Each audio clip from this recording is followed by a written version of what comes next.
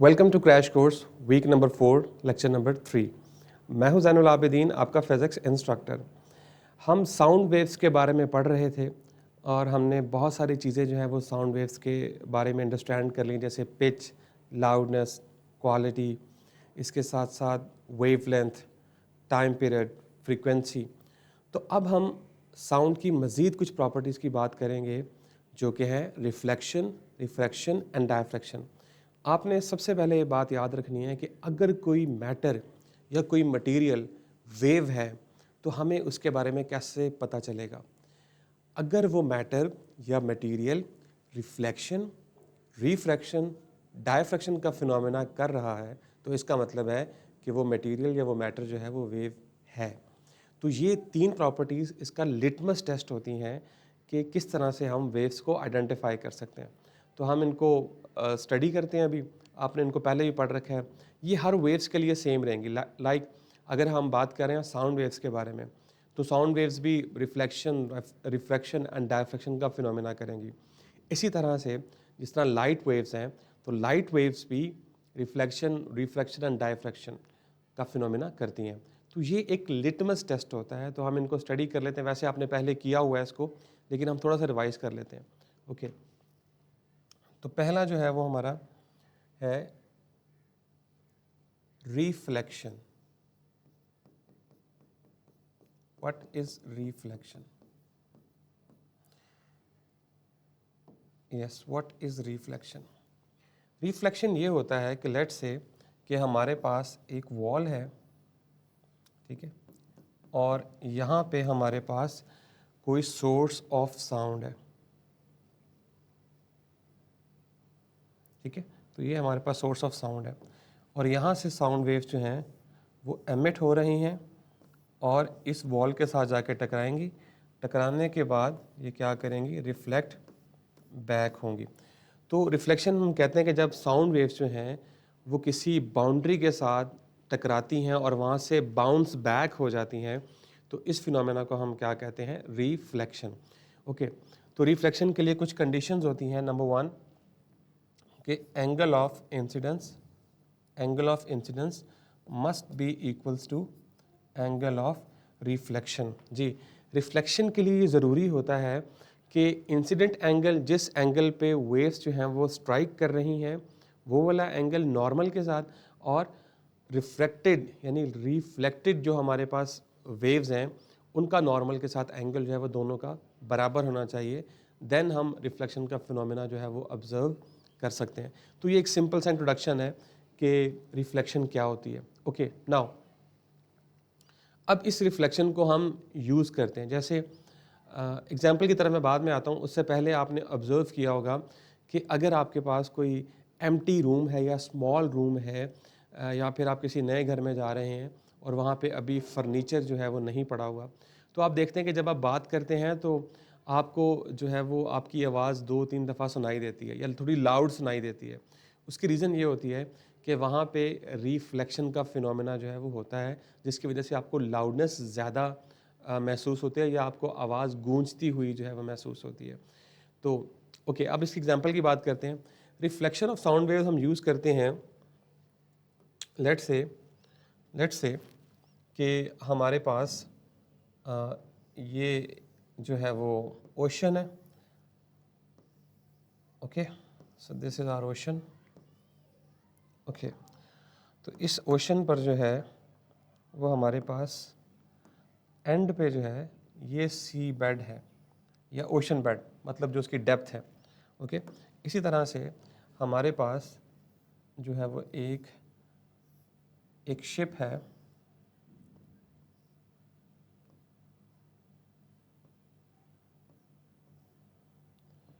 तो this is our kind of ship.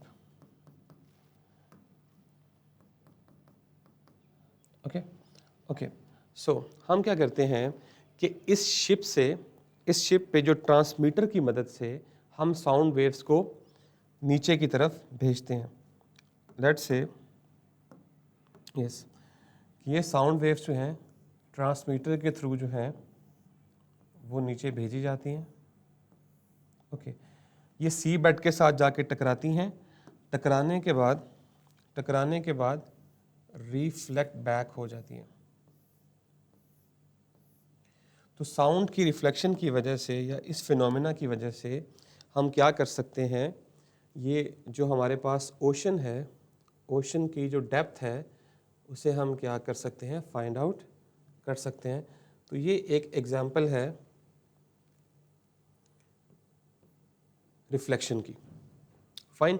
तो reflection हम यूज़ करते हैं under water depth find out करने के लिए, या under water obstacles find out करने के लिए, या फिर जो सबमरीन्स हैं उनको लोकेट करने के लिए, या कोई भी मिसाइल वगैरह कोई भी ऐसा वॉर हेड जो है जो मूव कर रहा है शिप की तरफ, उसको ये इजीली क्या कर सकती हैं, डिटेक्ट कर सकती हैं। ओके, सो इस टेक्निक को हम कहते हैं सोनार, SONAR। Sonar stands for sound navigation, yes, sound navigation and ranging। Okay, अब आपने मुझे बताना है कि इस मकसद के लिए हम कौन सी वेव यूज़ करते हैं, इंफ्रासोनिक यूज़ करते हैं या अल्ट्रासोनिक वेव्स जो है वो यूज़ करते हैं। बहरहाल ये आपकी असाइनमेंट है, आपने फाइंड आउट करना है। तो ये एक छोटा सा आपके पास जो था वो इंट्रोडक्शन था कि रिफ्लेक्शन क्या होती है और कहाँ कहाँ हम इसको यूटिलाइज कर सकते हैं। ओके, आई होप सो कि आपको इसकी समझ आ गई होगी। अगर कोई क्वेश्चन है तो आप चैट बॉक्स में पूछ सकते हैं। ओके, नेक्स्ट मूव करते हैं। ओके मसीरा नूर। इसके बाद है रिफ्रैक्शन।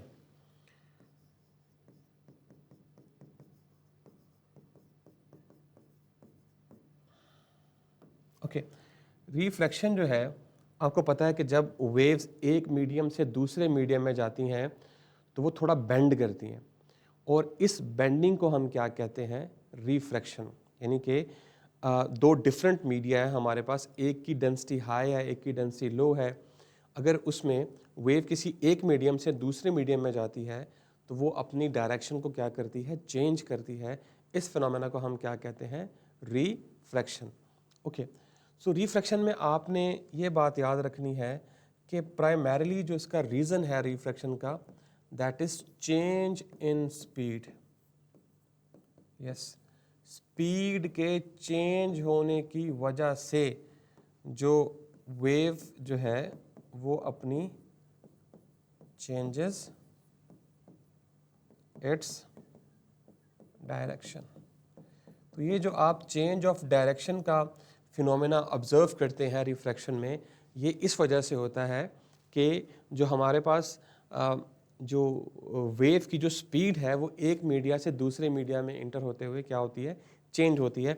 और हमें पता है कि v इक्वल्स एफ लैम्डा, और हमें इस बात का पता है कि ये f जो है ये कांस्टेंट होता है। इसका मतलब है अगर हमारी स्पीड जो है वो चेंज हो रही है, इसका मतलब है कि वेवलेंथ भी जो है वो क्या होगी, चेंज होगी। जैसे हमने शुरू में रिपल टैंक के एक्सपेरिमेंट में पढ़ा था, deep water and shallow water के बारे में पढ़ा था। ठीक है, तो बहरहाल ये रिफ्लेक्शन होती है। ओके, अब रिफ्लेक्शन में हमने दो चीज़ें देखनी है। पहले है एट नाइट, दो फिनोमेना है ताकि आपको पता चले। एट नाइट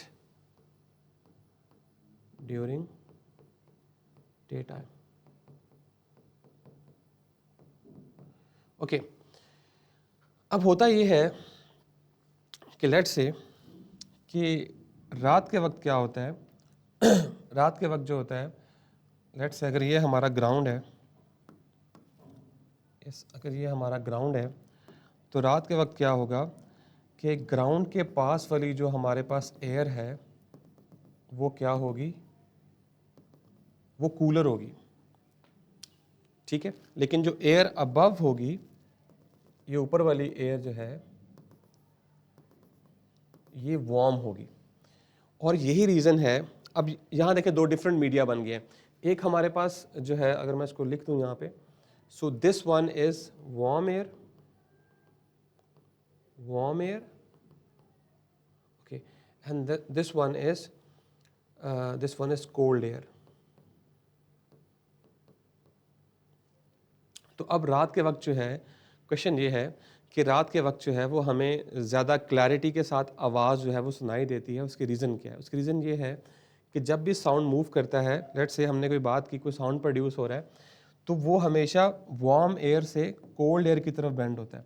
लेट्स से तो अगर यहाँ पे कोई साउंड प्रोड्यूस हो रहा है तो साउंड जो है वो इस तरह से ग्राउंड की तरफ बेंड हो जाएगा, और उसकी रीज़न ये है different densities of media and different temperature. तो जिस भी किस्म का साउंड होगा वो हमारा टूवर्ड्स द ग्राउंड जो है वो क्या हो जाएगा, बेंड हो जाएगा नाइट में। ओके, अब यहाँ देखते हैं, यहाँ सिचुएशन थोड़ी सी ऑपोजिट है इसके। डे टाइम में आपको पता है कि अगर ये हमारा ग्राउंड है तो यस, तो जो कोल्ड एयर है वो ऊपर होती है, क्योंकि हमारा जो ज़मीन होती है या सरफेस होती है उसकी, वो ज़्यादा जल्दी गर्म हो जाती है। और उसकी रीज़न ये है कंक्रीट का जो मटेरियल है वो उसकी रीज़न है। ओके, तो अब आपने देखा कि अब ये उलट हो गया। अब ऊपर जो है वो हमारे पास कोल्ड एयर है और नीचे जो है बिल्कुल कंक्रीट के साथ जो है वो क्या है, वार्म एयर। तो अब इसमें क्या होगा, इसमें बेंडिंग थोड़ी डिफरेंट होगी। अब इसमें इस तरह से, यानी वार्म रीजन से कोल्ड रीजन की तरफ हमारा जो साउंड वेव है वो क्या हो जाएगा, बेंड हो जाएगा। और ये बेंडिंग इस वजह से हो रही है कि ये दो डिफरेंट मीडिया हैं, और ये दो डिफरेंट मीडिया हैं, और दोनों की जो डेंसिटी एंड टेम्परेचर जो है वो क्या है, डिफरेंट है। डेंसिटी एंड टेम्परेचर जो है वो क्या है, डिफरेंट है। ठीक है, तो आपने देखा कि नाइट यानी रात के वक्त जो है हमें क्लियर आवाज़ इस तरह से सुनाई देती है, क्योंकि जो हमारे पास जो वार्म एयर होती है उसमें स्पीड ऑफ साउंड जो है वो ज़्यादा होती है। तो ये जब थोड़ी सी शिफ्टिंग होती है, जो साउंड मूव करने की कोशिश करता है कोल्ड एयर की तरफ जहाँ पे उसकी स्पीड कम होती है, तो इस डिफरेंस ऑफ स्पीड की वजह से ये क्या करती है, बेंड हो जाती है टूवर्ड्स द ग्राउंड। यानी ये जो है ये हमारा ग्राउंड है, इस वजह से हमें क्लियरली आवाज़ जो है वो सुनाई देती है। लेकिन दिन टाइम ऐसा नहीं होता, दिन टाइम जो है हमारी साउंड वेव अपवर्ड बेंड होती है, क्योंकि जो ज़मीन के साथ हमारी एयर होती है वो वार्म हो जाती है और ऊपर वाली कूल होती है, जिसकी वजह से बेंडिंग अपवर्ड होती है। तो ये थोड़ा सा डिफरेंस है, ये आपने याद रखना है कि किस तरह से जो है वो रिफ्लेक्शन होती है। ओके, आगे चलते हैं। तो ये रिफ्लेक्शन भी क्लियर हो गया हमारा, लेकिन आपने एक बात याद रखनी है, मैं दोबारा रिपीट कर देता हूँ कि frequency is a factor. Frequency जो है वो रिफ्रैक्शन में चेंज नहीं होती।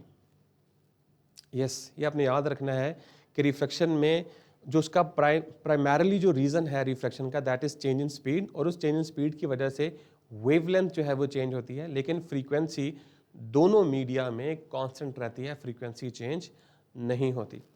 ओके, आगे चलते हैं जी। ओके, नाउ अब हमने डिस्कस करना है व्हाट इज डायफ्रैक्शन।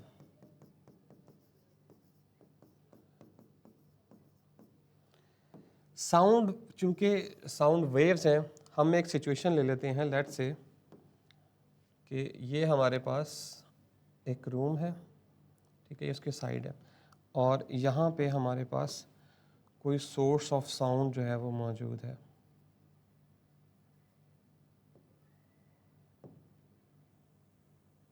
ओके, जो कि क्या कर रहा है, साउंड वेव्स को प्रोड्यूस कर रहा है, और हमारे पास एक ऑब्जर्वर है जो यहाँ पे खड़ा हुआ है, और उस ऑब्जर्वर को मैं कह देता हूँ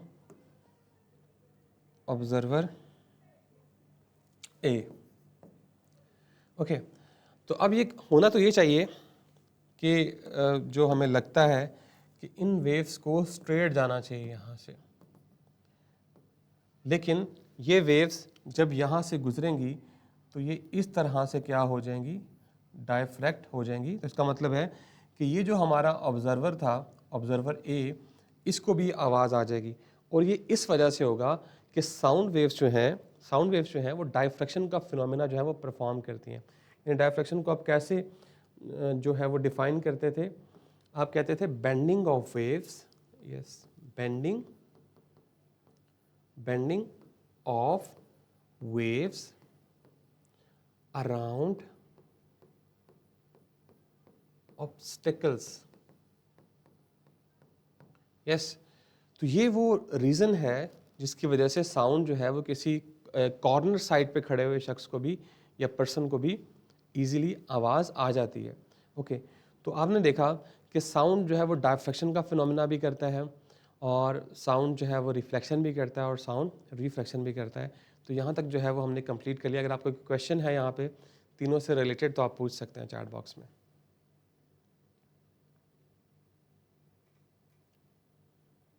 ओके मसीरा नूर, आगे चलते हैं जी.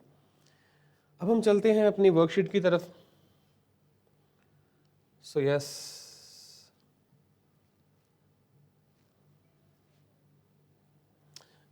sound waves reflect when they pass through a material, hit a surface and bounce back, bend around obstacles. This one is diffraction. Okay, तो ये तो है diffraction. Change speed in different media. This one is refraction. Passes through a material. This is not. To hit a surface and bounce back. तो इसका सही option जो है that is B. तो हमारा जो साउंड है वो यस मसीरा नूर पहले का B, yes hit surface and bounce back.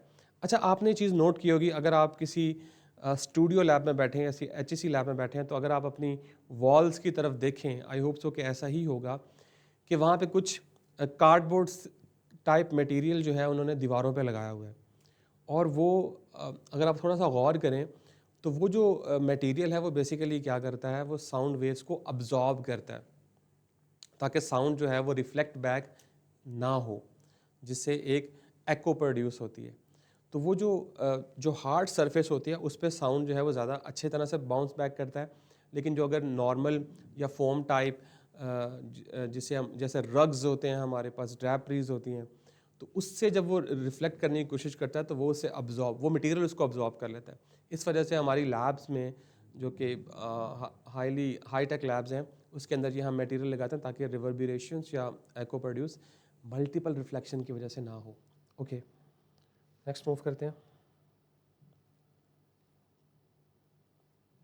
Okay, which phenomena is used to find the depth of the ocean? Yes, refraction, diffraction and reflection absorption. हमने सोनार के बारे में भी पढ़ा था. Yes, sonar.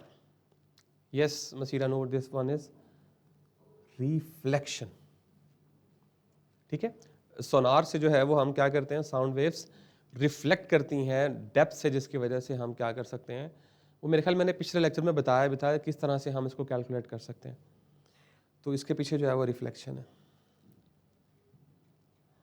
ओके, नेक्स्ट है, Why can you hear music from another room even with a closed door? Yes, क्या ऐसी रीज़न है कि आपको जो है वो साउंड की आवाज़ आ जाती है इवन दो कि दरवाज़ा बंद होता है या आप थोड़ा सा साइड पे होते हैं? उसकी रीज़न क्या है? 3 का B. Maseera Noor no, I think नहीं. देखें, हमने अभी पढ़ा है कि साउंड वेव जो है वो डाइफ्रैक्शन की वजह से आपको सुनाई देती है, कि अगर उस डोर के नीचे कुछ ना कुछ स्पेस मौजूद है तो वहाँ से हमारी जो साउंड वेव्स हैं वो क्या करती हैं, डाइफ्रैक्ट करती हैं. तो इसका करेक्ट ऑप्शन जो है दैट इज़ डाइफ्रैक्शन. रिफ्रैक्शन के लिए आपने याद रखना है, कि उसके लिए दो डिफरेंट मीडिया में जब लाइट जो है वो मूव करती है तो बेंड करती है. ठीक है, स्पीड उसकी डिक्रीज होती है. ओके, 4 है, sound wave bend when passing through layers of air with different. जी, हमने अभी 2 केसेस पढ़े जिसमें जो हमारी साउंड वेव्स हैं वो अपवर्ड बेंड हो रही हैं towards the sky and downward towards the ground. उसकी रीज़न क्या थी? मैंने आपको 2 रीज़न बताई थी उसकी.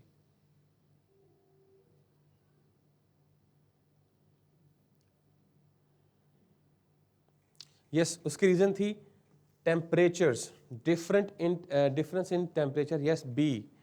मसीरा नूर, बी है इसका सही ऑप्शन, कि अगर टेम्परेचर चेंज होगा या फिर जो है वो डेंसिटी चेंज होगी तो उसकी वजह से जो है ये डिफरेंट लेयर्स में फिनोमेना होता है बेंडिंग का. ओके, 5 है, thunder is heard after lightning because yes, light travels slower than sound. Okay, let me compare it. C is actually equals to, अगर आपको इसकी करेक्ट वैल्यू आती है तो 299,792,458 मीटर पर second, and comparative to this speed of sound is 340 metre पर second. तो आपने यहाँ से इस कंपैरिजन से देख लिया है कि स्पीड ऑफ लाइट जो है वो ज़्यादा होती है. तो क्या होगा, thunder occur light is absorb by cloud, तो क्लाउड्स तो अब्जॉर्ब नहीं करते इसको. Thunder occurs later, sound travel slower than light, ये हो सकता है. Light travel slower than sound, तो ये तो नहीं हो सकता. तो साउंड जो है वो लाइट से उसकी जो स्पीड होती है वो कम होती है. तो इसी वजह से कहा जाता है कि अगर इसका सही ऑप्शन बी है. तो अगर आपसे कहा जाता है कि आपने अगर थंडर की आवाज़ सुन ली है, इसका मतलब यू आर सेफ, क्योंकि लाइट उससे पहले जो है वो गिर चुकी होती है, उसके बाद उसकी आवाज़ आती है. ठीक है, तो उसकी रीज़न ये है कि sound travel slower than light. 6th है, in a small room your voice sounds louder due to. इसकी क्या रीज़न है? This one is for reflection. तो आपको आपकी आवाज़ जो है वो ऊंची सुनाई देती है. उसकी रीज़न ये है कि मल्टीपल रिफ्लेक्शन जो हैं वो होती हैं. यस मसीरा नोट, ठीक है. 7, at night distance sound are clearer because. किस रीज़न की वजह से? हमने स्टडी किया था, sound waves refract towards the ground. जी, नाइट में हमने इसको शुरू में डिटेल से डिस्कस कर लिया. जी, वेरी गुड. आगे चलते हैं जी. Submarines are use sound reflection in water due to changes in. Water में जो है, अच्छा अगर आपको ये भी बता दूं मैं आपको कि अगर हम मैरीन लाइफ के बारे में डिस्कस करें तो मैरीन लाइफ जो है जब हम डेप्थ में जाते हैं तो डेंसिटी एंड टेम्परेचर जो है वो डिफ्रेंशिएट करता है डिफरेंट पॉइंट्स के ऊपर, और इस वजह से जो है वहाँ पे जो साउंड है वो रिफ्लेक्ट करता है. तो जो वेल्स और जितनी मैरीन लाइफ है वो इनकी मदद से, इस रिफ्लेक्शन की मदद से जो है वो कम्युनिकेट करती हैं, यानी कि वो जो है वो इंटेलिजेंट होती हैं इससे. ठीक है, टेम्परेचर एंड डेंसिटी. जी, temperature and density, very good. आगे चलते हैं जी. 9th का है, डायफ्लेक्शन अलाउज साउंड्स टू. जी, डायफ्लेक्शन जो है वो क्या करता है, bend around obstacles. This one, B, very good. आगे चलते हैं जी. Which phenomena explain why you can hear someone calling from behind a corner. जी, अगर आपको कोई किसी कॉर्नर से जो है वो आवाज़ दे रहा है तो आप उसको देख तो नहीं रहे. इसका सही ऑप्शन जो है वो क्या है, डायफ्लेक्शन. आपको उसकी आवाज़ आ रही है, तो आवाज़ जो है वो बेसिकली डायफ्लेक्शन की वजह से आ रही है. ओके, शॉर्ट क्वेश्चंस की तरफ मूव करते हैं. तो हमने ये डिस्कस कर लिया है what is define reflection of sound with an example. तो रिफ्लेक्शन ऑफ साउंड तब होता है जब किसी सरफेस के साथ हमारे साउंड वेव्स टकराती हैं. जैसे फॉर एग्जांपल हमारे पास एक बड़ा सारा कमरा है और उसकी दीवारों पे हमने टाइल्स लगाई हैं. Tiles are the hard materials. तो अगर आप ऐसे रूम में क्लैप करेंगे तो आपको आपका साउंड जो है वो रिफ्लेक्ट होता हुआ सुनाई देगा.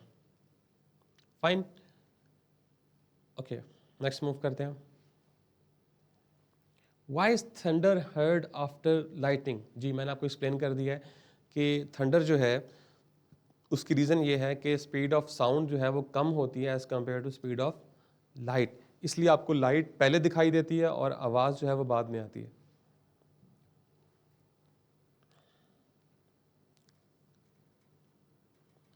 ओके, तो आई होप सो अगर आप नोट करें तो ये आपको वैसे तो मिल जाएंगी इजीली. जो आपकी गूगल ड्राइव है वहाँ पे ये हम अपलोड कर देते हैं. तो हम आगे चलते हैं. What is diffraction of sound? Give one example. Yes.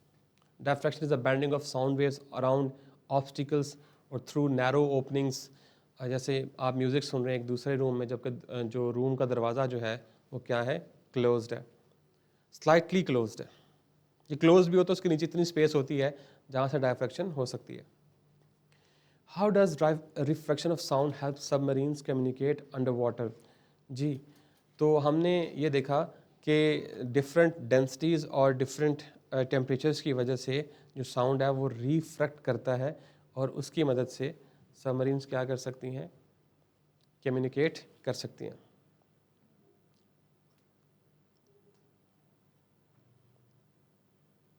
Okay, तो ये हमारा क्वेश्चन नंबर 4 का आंसर था।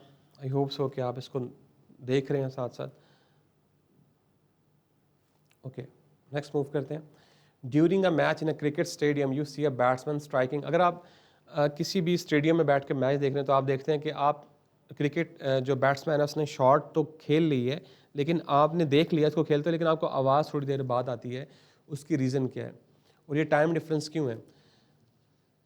जी, बैट्समैन ने जो है वो बॉल को जैसे ही हिट किया, we see it almost instantly, हम उसको जल्दी से देख लेते हैं क्योंकि लाइट की स्पीड बहुत ज़्यादा होती है और साउंड जो है वो स्लोअर होता है, इसलिए इन दोनों के दरमियान जो है वो डिले आता है और आपको आवाज़ जो है वो थोड़ी सी कुछ देर के बाद आती है।